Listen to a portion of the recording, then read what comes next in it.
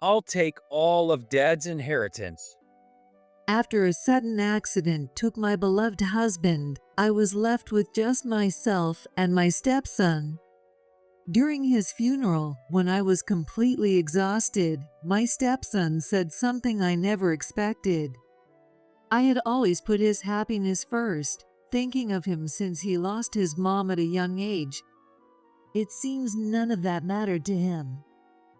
You're not my family, so you're gonna have to leave this house. You see that shed next door? You can live there. It costs money to destroy the shed, and it's old, and it's just right for someone like you. I couldn't believe what I was hearing. That old shed was falling apart, with gaps letting in the wind. It was obvious no one could live there. He had said countless cruel things to me before, and I never once felt accepted as a mother. But this was just inhumane. Yet, I had nowhere else to go. What could I do? So I was kicked out and had to start living in that decaying shed. But little did I know, this shed would change both mine and my stepson's lives forever. Thank you again, Steve, I said as I took my husband's hand and got out of the car. Don't worry about it. Steve smiled. It was a scene I had grown used to. My name is Sarah. I'm a 64-year-old housewife. The man standing next to me is my husband, Steve. It's been over 30 years since we got married. We met at work. He was my boss, and I was his junior coworker. As a supervisor struggling with managing my team, I often turned to Steve for advice. We started meeting outside of work and eventually began dating. I was already in my 30s and had given up on the idea of marriage before meeting him. But I began to feel that I wanted to be with this kind, supportive man. Steve was actually divorced. When we met, he had an 8-year-old son, Mike, and was raising him alone. If I said I wasn't worried about it, I'd be lying. But being able to become a mother was a joy, especially since I was nearing the end of my childbearing years. Most of all, I believed I could overcome anything as long as I was with Steve. I was certain of it. And so, we celebrated our first anniversary together with these feelings in my heart. In a lovely restaurant with a view of the night skyline, Steve proposed to me. I might not be able to give you a luxurious life, but I promise I'll make you happy. He gave a wry smile. I couldn't be happier. I accepted his proposal without a second thought. And so we got married. However, we didn't have a wedding ceremony or go on a honeymoon. His son, Mike, was still in elementary school, and we thought it might be a bit cruel for a boy who had lost his mom. We both agreed on this decision, so there were no regrets. Having breakfast together as a family and occasionally going out on weekends. Those simple days spent together were more precious to me than anything. Then, when Steve reached retirement age, we decided to move to his hometown. The houses, passed down through generations, was old but very grand. And on the property, there was a large shed.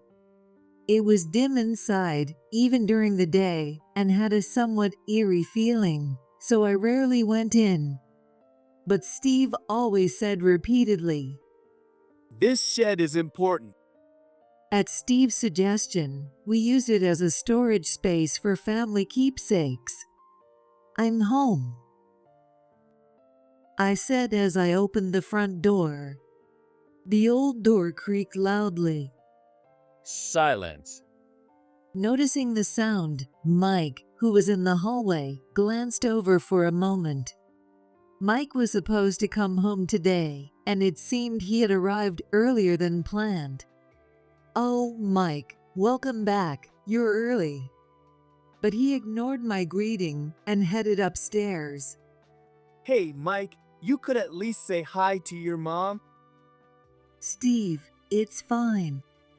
I grabbed Steve's arm to calm him down as he raised his voice to follow. Mike, who was climbing the stairs, glared back at us. I've told you many times, I've never once thought of her as my mom. Don't talk like that. Who do you think took care of you all this time? Dad, did you have to take her on another useless hospital visit? Mike, there are things you can and can't say. At Steve's words, Mike let out a deep sigh and stormed off. I'm sorry, Sarah. Please don't pay attention to what he says. It's all right, thank you. Steve looked at me with an apologetic face. Mike had always been like this with me. According to Steve, he had been quite the mama's boy since he was little, and losing his mom must have been a tremendous shock for him. Since then, it's like he's become a completely different person, turning cold and distant. Maybe that's why he's never accepted me as his mom, never speaking to me since he was a child.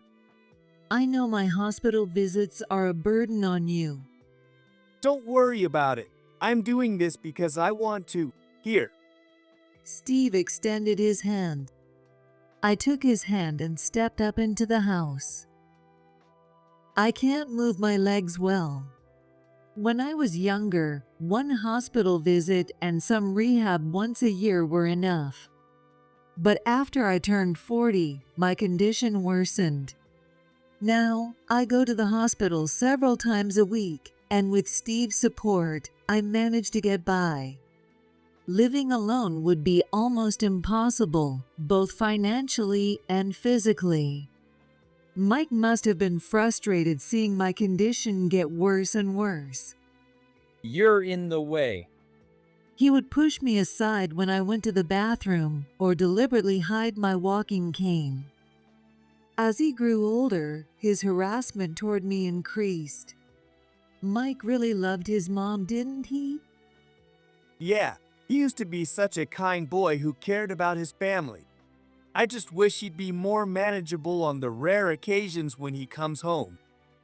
Steve, don't worry. I'm just happy to be living with family. I wasn't just pretending to be strong. I truly felt that way. I was happy just to be with my family, to be with Steve. One rainy day, the sky was covered with large black clouds. Looks like the rain won't stop for a while. I wondered if Steve took an umbrella with him. With that on my mind, I went about my usual cleaning routine. At that moment, suddenly, the phone rang loudly. I have a bad feeling about this. I hesitantly picked up the receiver and put it to my ear. Hello. Hello, this is the Central District Fire Department. The fire department? Did something happen to my husband? My heart started pounding faster and faster. All the sounds around me faded away, and I felt utterly alone. A car skidded on the wet road and collided with your husband's car. Is my husband all right? Terrible thoughts flashed through my mind. I desperately tried to push those images away and waited for the firefighter's words. The car was severely damaged, and it appears that your husband has sustained serious injuries. No way. Your husband is being rushed to the hospital. Would it be possible for you to come to the hospital? Yes, I understand. I'll be there right away. After confirming the call had ended, I immediately called the taxi company. I had kept their number handy so I could get to the hospital quickly, even if my husband wasn't around. Thankfully, a taxi arrived quickly. I held back my emotions, got in the taxi, and headed to the hospital. As soon as I arrived at the hospital, the nurses rushed toward me. "Are you his wife? This way to his room." I hurried to Steve's room, following their directions. When I opened the door, there was Steve, lying in a condition I couldn't recognize. He was hooked up to an IV and an oxygen mask, his body covered in wounds, blood seeping out. Are you his wife? Yes. Please stay calm. He sustained a severe head injury and there was bleeding in his brain. No. There's nothing more we can do. I know this is difficult, but please contact the other family members. It felt like something happening on TV. It didn't seem real. No, maybe I just didn't want to believe it. With trembling hands, I called Mike and other relatives to explain what had happened. Right after making those calls, Sarah, are you there?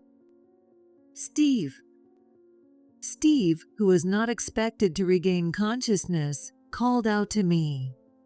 I rushed to his side and held his hand.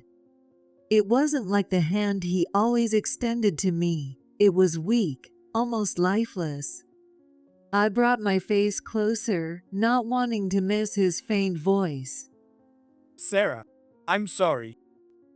"It's okay, don't apologize." He gave a wry smile, just like when he had proposed to me.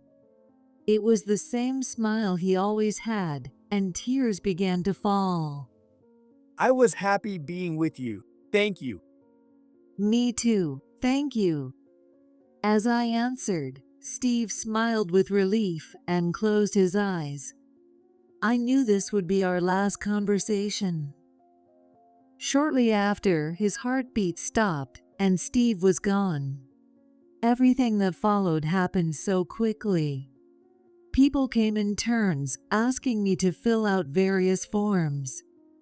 There was so much to do that even though I had seen Steve pass away right before my eyes, I couldn't grasp the reality that he was gone. After all the formalities were finally settled, I waited for the taxi in the hospital lobby. Just then, my phone rang. It was a call from Mike.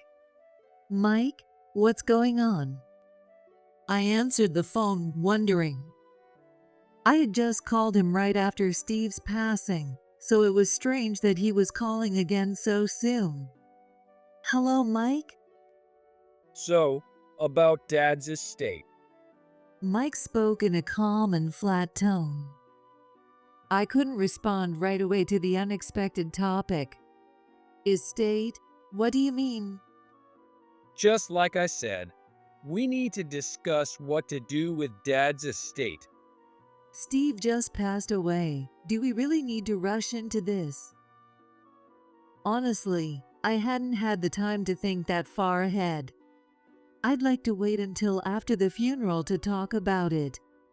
What he said next took me by surprise.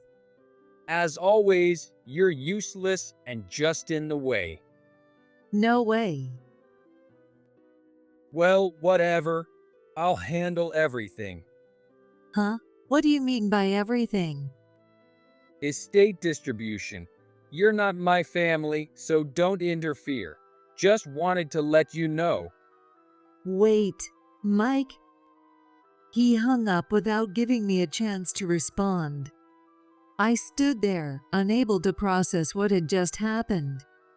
I remained in the hospital lobby, frozen, until the taxi driver finally called out to me. Afterward, we managed to complete his funeral, and all the relatives gathered at the house where Steve had lived. Steve, being one of the older family members, seemed to have been well liked by many. Many people expressed their gratitude to him. By the way, what will you do with this house? It must be lonely and too big for you to live alone, Sarah. Well, that's. When asked about the inheritance, I hesitated to answer.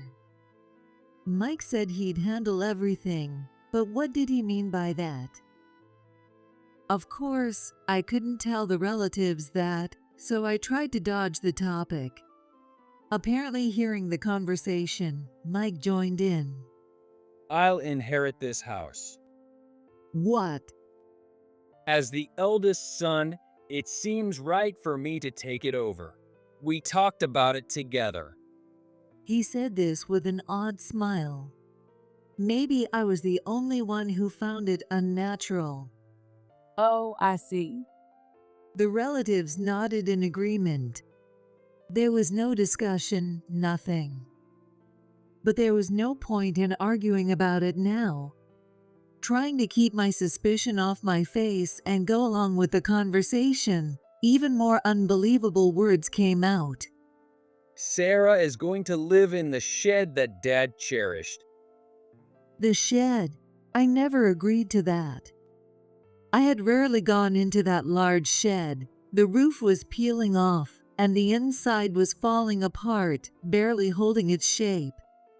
It was a very old building and looked like a ruin from afar. Mike kept pushing the conversation forward. When the relative stepped out for a moment, I confronted Mike. Wait, what do you mean by living in the shed? And we haven't even discussed his inheritance. I told you on the phone. I'll handle everything.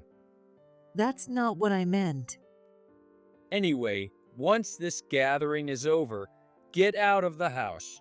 I'm going to live here. The moment the relatives left, Mike's demeanor changed completely.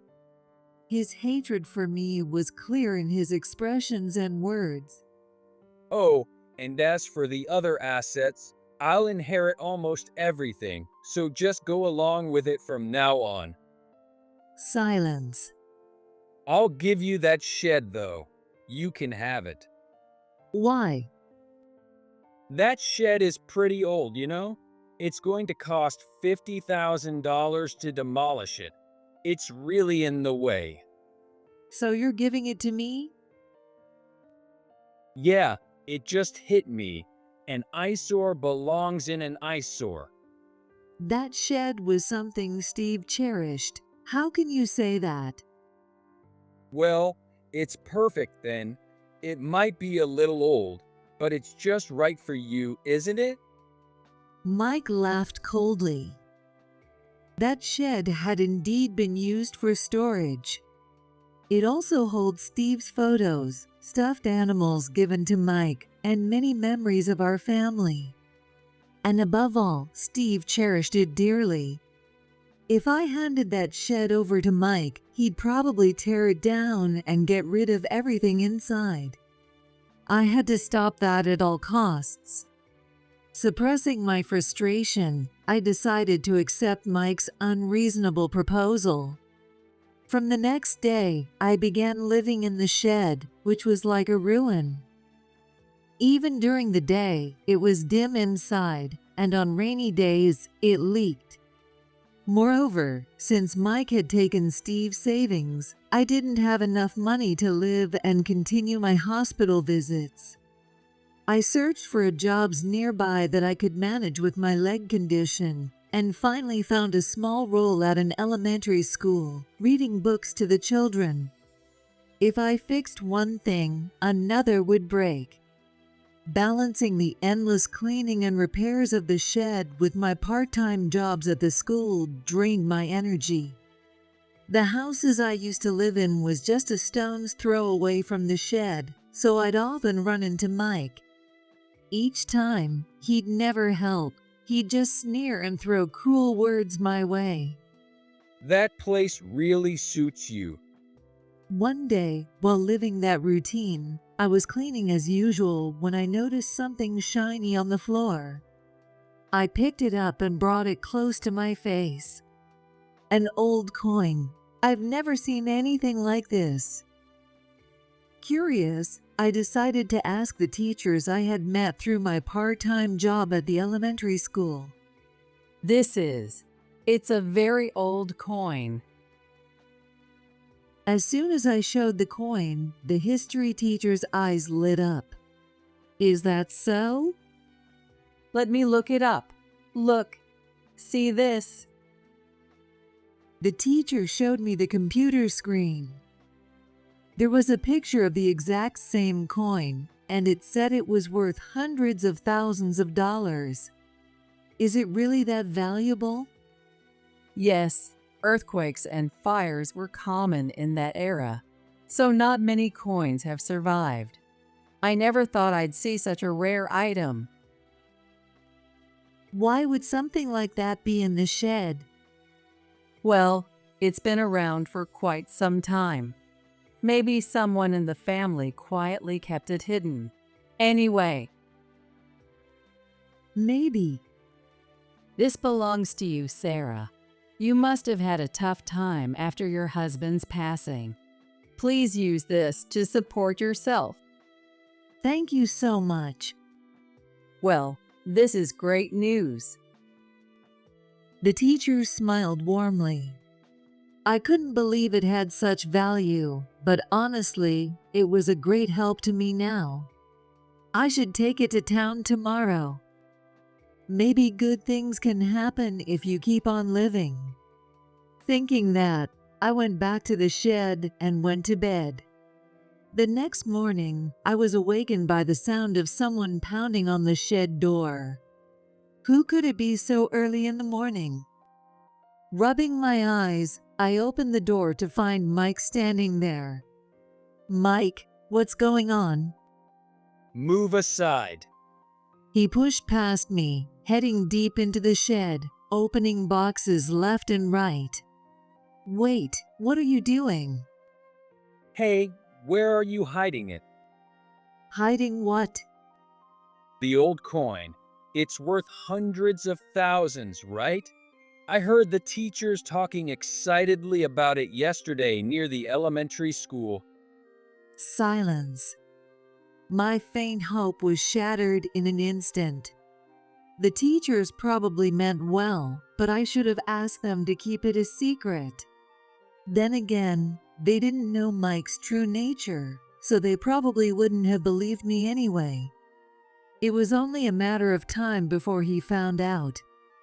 Dad's inheritance was too small to begin with. You inherited everything Steve had. This shed must have more stuff hidden in it, right? This is bad. Knowing how Mike is.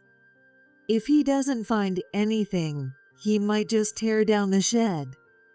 I have to stop Steve's precious shed from being destroyed somehow. Okay, these are all the coins I found. I moved them into this box yesterday to take them to town today. You should have handed them over from the start. I'll give you the coins. Just please, leave the shed alone. Geez. Mike grabbed the box from my hands and walked out. Thinking about how tomorrow would be just another repeat of the same exhausting days made me feel dizzy. But at least the shed was safe. As long as I had those happy memories, I could keep going. I opened the box near my bed and looked at Steve's smiling photo, reassuring myself. Still, the fact remained that I was nearing the limit of how long I could continue this lifestyle as I approached 70. Living in this less than ideal environment was probably worsening my leg condition. The doctor told me to avoid getting too cold, if possible. Sigh. I sighed and looked around the shed.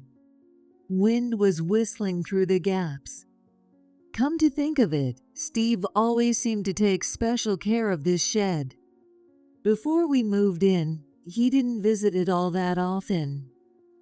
There's something important stored in this shed. I suddenly remembered Steve muttering that shortly after we moved in. I wonder what he meant by something important. Considering my legs, maybe it's time I organize this place a bit more. When I first moved into the shed, I had only cleaned up enough space for myself to live in. This shed was larger than I had imagined, and I still hadn't gone through all of it. Wow, look at all these fancy vases just lying around. Mike would probably love to get his hands on these.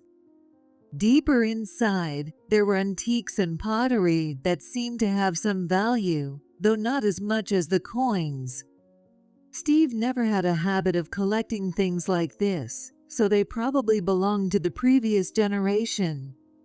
I still hadn't found anything that looked like the something important Steve had mentioned. What are you doing? Mike, I had left the shed door open while I worked since it was so dusty inside. He must have seen me while passing by. So, there really is something hidden in this shed. No, it's just that with my legs, I thought it was time to organize things properly. It wasn't a lie. I had to make him give up. Otherwise, this shed would be torn down before I could find Steve's something important. Is that really all? Yes. He stared into my eyes. I stared back, refusing to look away. A long silence followed.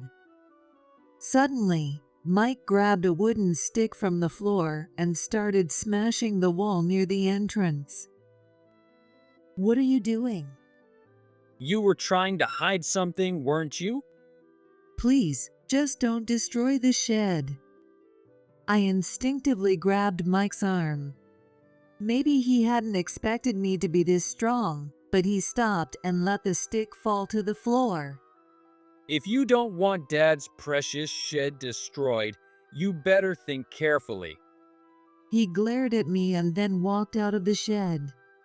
I have to find it fast, or this shed will be destroyed. I suppressed my shaking hands as I picked up the broken pieces of the wall. Mike's blows had been so strong that the fragments had scattered far back. They've gone all the way in, and they're stuck. I can't get them out easily. It was dark, and I couldn't see well, but it looked like there was a groove in the floor, and the debris had gotten caught there. All right. I pulled with all my might, and the floor made a loud clunking sound. A square-shaped hatch lifted slightly from the floor. I hesitantly lifted the hatch, revealing a staircase leading down, big enough for a person to pass through. What is this? A hidden staircase? Steve had never mentioned anything like this.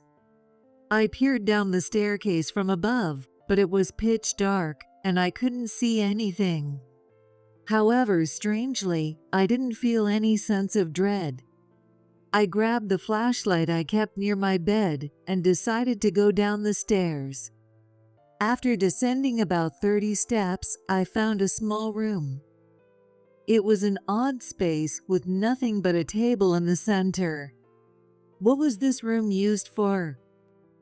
As I shone the light and moved closer to the table, I noticed a small cardboard box on top. Normally, I would have been too cautious to open it.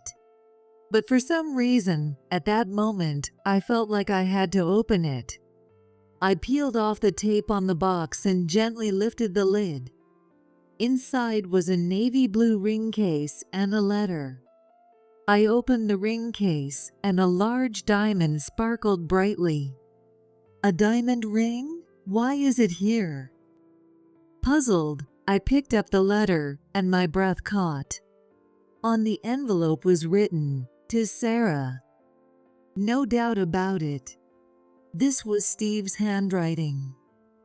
With trembling fingers, I opened the letter, and this is what it said. To Sarah, I'm leaving this letter here in case something happens to me. We didn't have a wedding ceremony or go on a trip because we were thinking about Mike, and it's weighed on me all this time. I have always felt guilty for not giving you a ring, taking advantage of your kindness. I'm not brave enough to give it to you directly, so I was planning to give you this ring on our 50th wedding anniversary. Please let it stay here until then. The papers included with this letter are the deed to this shed and an inventory of the estate. This has been passed down through generations, but I have decided that it can't be given to Mike in his current state. If things stay as they are and I suddenly disappear, Mike will probably say cruel things and act unreasonably toward you. When that happens, show this letter to the lawyer. I've arranged for him to handle everything. Steve, this ring must have been so expensive. Steve's smiling face flashed in my mind. His shyness had never changed, not even until the end. And I loved that about him. Memories of the days we spent together came rushing back, and tears welled up in my eyes. At the end of the letter, there was a phone number. It was probably the lawyer's number. I could hardly believe what was happening, but I gathered my courage and made the call. It connected to a law firm. When I told the woman on the phone my name, she exclaimed, "Oh," and quickly transferred me to a male lawyer. He introduced himself as Ted, a friend of Steve's. Sarah, I've been expecting your call. Ted, I just found this letter, and I'm still so confused. Yes, I understand. Take your time. It's okay. Ted's gentle voice helped ease my tension. After a while, I calmed down and explained everything that had happened since Steve's passing until I found the letter. Ted then spoke. You've been through so much. You've done well to make it this far. Leave the rest to us. Wait, does that mean hiring you as a lawyer?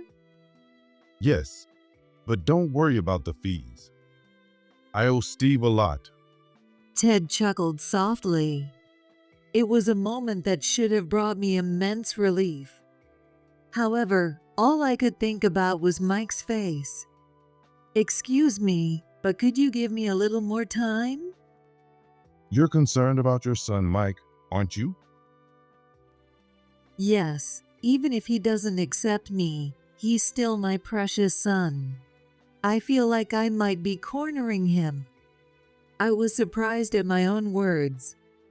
After all the terrible things he had done to me, why was I hesitating?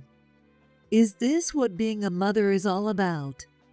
I don't usually say this, but from what you've told me, Mike's actions are extremely unfair. However, we'll wait until you're ready, Sarah. I'm sure that's what Steve would want as well. Thank you. I hung up the phone, put the letter and ring away, and closed the hidden door. Until I could sort out my feelings, Mike couldn't find out about this door. I covered it with as much dirt and dust as possible and moved items over it. A few days after discovering the letter, I returned from my part-time job at the elementary school to find Mike and an unfamiliar man standing in front of the shed. A sense of dread washed over me, and I hurried toward the shed as fast as my bad leg would allow. Mike, what's going on? Who is this? Oh, it's you. We've decided to tear down the shed after all. What? Why so suddenly? Mike and the man beside him smirked. It's all because you've been hiding things, isn't it? I figured there might still be something valuable in this shed, so I talked to Sam, the appraiser here. He agreed to demolish it for free and buy whatever we find in the shed. But wasn't the shed passed down to me? That was just a verbal agreement, wasn't it? No proof. Who's gonna believe you? While I stood there in shock, the two of them went on planning the scheduled and demolition process. At this rate, the shed is really in danger. Unable to stand still, I ran over to Sam, who was standing next to Mike, and grabbed his arm. Please, don't destroy this shed. Whoa! What are you doing? Let go. Sam shook his arm free with force. The impact threw me off balance, and I couldn't steady myself on my bad leg. I nearly hit my head on the curb. In that instant, I felt as if I was floating for a brief moment before collapsing. The angle shifted slightly, so I only ended up with minor injuries. What was that? Could it have been Steve? I usually don't think that way, but maybe it was because of the letter. I couldn't help but believe it. Not just for my sake, but Mike can't go on like this either. Feeling as though Steve was pushing me forward, I decided to call Ted. From there, things moved quickly. You don't have to do anything, Sarah. Just as he said, Ted and his team handled most of the complicated work. In addition to the letter Steve had left, Ted had also been given a legally binding will, so all of Steve's assets were transferred to me. Stop it. This is my house. Yelling could be heard from the house. It seemed the workers hired by Ted were trying to evict Mike. Mike noticed me approaching and began hurling insults. Hey, you. What's going on? What do you mean? Didn't you get the letter from Ted, the lawyer? Huh? Who'd read such complicated paperwork? Fine, I'll keep it simple. We found Steve's will in the shed. All of his assets have been transferred to me. All his assets? You've got to be kidding me. The color drained from Mike's face. After Mike was evicted, I went inside the houses to find a pile of overdue notices on the table. There were also horse racing newspapers in the trash, so he must have gotten into gambling and accumulated debt. He was probably planning to sell the house and land to pay off his debts. If he hadn't treated me so terribly, I might never have found the letter in the shed. The inheritance could have been divided fairly, giving him a reasonable amount of money. This was truly a case of reaping what you sow. And now, having been cornered, Mike apparently embezzled from his company and is currently facing legal consequences. No matter how terribly he treated me, he's still my only son. With Ted's support, I visited him frequently. But every time he hurled insults at me. You're not my mom. With those legs, you're nothing but a burden on society. Words I had held back for so long nearly escaped my lips. Seeing my distress, Ted, sitting beside me, stood up. Mike, have you ever thought about why Sarah's legs don't work properly? Ted. Shut up. Who cares about that? Don't you remember?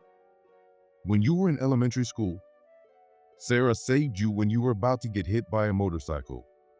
What? Is that true? Mike looked at me with wide eyes.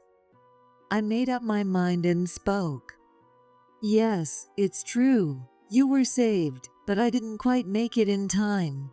My legs were run over by the motorcycle. The fractures healed, but it seems my ligaments were damaged, and I was left with permanent effects. Why didn't you ever tell me something so important? I didn't want to corner you. Ted also knew about it from Steve and kept it a secret all this time. Silence. But to you, I'm just a nuisance. From now on, we won't see each other anymore. When you get out of jail, live however you want. Mike was stunned into silence. Leaving him behind, I walked away from the prison. Several years have passed since then, and thanks to the assets Steve left me, I've been able to live like I used to. Of course, the shed remains just as it was. And on my left hand, the ring sparkles. One afternoon, the doorbell rang. I opened the door to find Mike standing there. His hair and beard were unkempt, and he was wearing a worn-out t-shirt. Strangely, though, the coldness and aggression he once had were gone. What brings you here? I know it's selfish, but I just had to apologize for what Ted told me about your legs. It's all right. I did what I did because I wanted to. When my real mom passed away, I was devastated. I knew you gave me a lot of love, but I just couldn't accept it. I see. It's too late now, but I'm sorry. With that, Mike bowed deeply. I decided to accept his sincere apology. He began visiting often, taking care of me with my bad legs. He has become a kind and warm person, as if he were a different person. All right, I'll be back next week.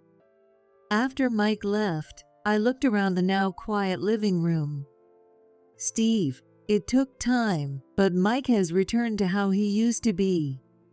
I spoke to the smiling photo of Steve propped up on the table.